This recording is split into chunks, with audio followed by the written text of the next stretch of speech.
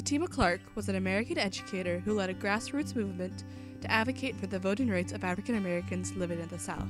She created the Citizenship school program to inspire people to become leaders in their communities and teach them the skills to become an active citizen. Her efforts not only taught people the skills to pass the literacy test necessary to vote, but also helped form the next generation of civil rights leaders. She was born Septima Ponset in Charleston, South Carolina in the year 1898. Her father was born a slave while her mother grew up free in Haiti. Her love of education began at an early age, and both her parents instilled in her the importance of education. But when Ponset started going to school at age 6, the public education available to African Americans was limited. I went to what they call Mary Street School, and at that school, they had what they called at that time an ABC gallery, where the children of 6 years were placed. There must have been 100 children on that gallery, just like a baseball stadium with the bleachers. We sat up on those bleachers, and the only thing I could see the teachers could do was to take you to the bathroom and back. By the time she got us all to the bathroom and back, it was about time to go home. We didn't learn too much. Her parents pulled her out of the public schools and enrolled her in a private school run by women in their own homes.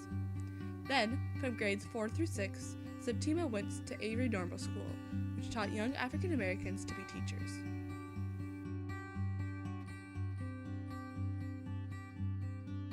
Septima graduated from Avery with the qualifications to become a teacher, but Charleston didn't allow African Americans to be teachers at the time. Instead, she taught school children during the day and adult literacy by night at Johns Island along the coast of South Carolina. In 1919, she went back to Avery as a teacher. While there, she advocated for African Americans to be able to teach in Charleston and was influential in gathering 2,000 signatures for the cause. Because of these efforts, Charleston integrated African American teachers into the public schools by 1920. After her success, Clark moved to Columbia, where she continued her teaching along with getting her bachelor's and master's degrees. In 1947, she returned to Charleston to work in a public school. Her position only lasted until 1956, when Charleston decided that no public employees could be involved in civil rights groups. Clark refused to leave the NAACP, and her position in the public schools was terminated. Clark then turned her attention towards the literacy tests that were prevalent throughout the South.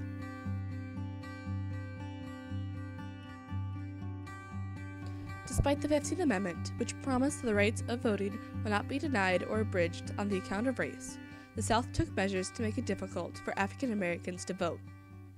Often these were in the form of literacy tests that targeted large amounts of African Americans, still mostly illiterate from the effects of slavery. These tests were supposedly given to measure literacy at a 5th grade level, but often the questions were confusing and misleading.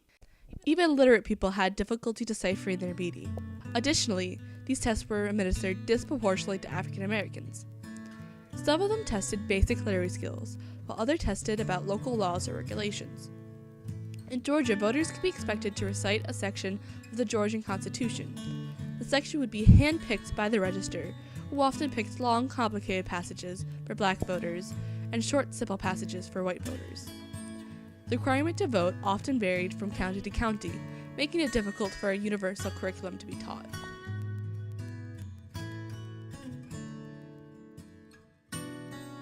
During her career in the Charleston Public Schools, Clark ran workshops at the Highlander Folk School that focused on citizenship and civil rights. One of these workshops was attended by Rosa Parks. After her position was terminated, she was hired at Highlander full-time. There, she taught adult literacy and constitutional understanding, specifically targeting the literacy tests with curriculum she designed based on local voting restrictions. This dream was shortly lived. In 1959, Highlander was closed and the teachers, including Clark herself, were arrested.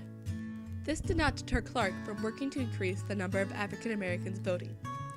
With the help of her cousin Bernie Robinson and a bus driver named Isaiah Jenkins, Clark created the first Citizenship School in 1957. The Citizenship Schools were created to give community members the skills needed to go back into their communities and spread literacy. We were looking for those who could read well aloud and who could write legibly to come and be trained and go back into their communities and work with the illiterates. We didn't need anyone with a high school education, nor did we need anyone with a college education. We just wanted to have a community person so that the illiterates would feel comfortable and happy with. Classes were held once or twice a month, and afterwards participants had to promise to open up a school in their community and teach 2 nights a week for at least 2 hours each night. In 1961, the Citizenship School Project was taken over by the Southern Christian Leadership Conference, and Clark became its director. Under the SCLC, the Citizenship School Project spread throughout the South, in total opening over 800 schools. Clark's activism wasn't limited to the citizenship schools. In between classes, she traveled across the South advocating for voting rights. I went down to Albany, and I stood at the courthouse door, I guess for 8 or 10 days, from morning until late afternoon, telling the black people as they came up, go ahead and register. Because the white man would say, you can't vote in this election, it's no use for you to register. And I would say to them, registration is permanent in Georgia, so you go ahead and register now. And if you can't vote later, you can vote. You can't vote in this election, you can vote later on. But go ahead and register. So I stayed by that door in Albany, Georgia, from 9 o'clock in the morning when the registration books opened, till 5 o'clock in the afternoon, just leaving for lunch and right back.